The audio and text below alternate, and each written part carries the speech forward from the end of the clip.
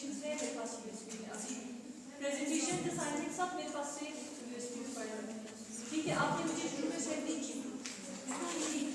अच्छा, उसके बाद आ जाएगा अल्फा सर्वर में तो कोई क्लास भी नहीं।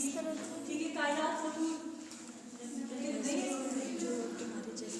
हाँ, कायनात में सिर्फ एक असाइनमेंट दी थी फर्स्ट, उसके बाद कुछ भी सबमिट नहीं किया। ठीक है, उसके बाद हमारे पास बाकी सब असाइनमेंट एंड प्रेजेंटेशन।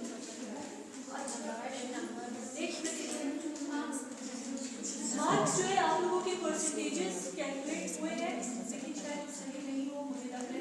मतलब ये किसी ने बता और ये कुल 7.5 प्रेजेंटेशन है।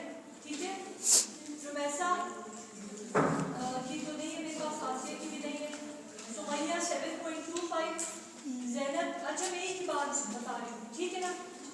सही, जिसकी कोई फ्रेंड नहीं आई उसके लिए नोट कर, ठीक है? बार बार मैं रिपीट नहीं करूँगी, टाइम खत्म हो गया। ज़ैनब 8.25, तस्लीम 6.75, ठीक है?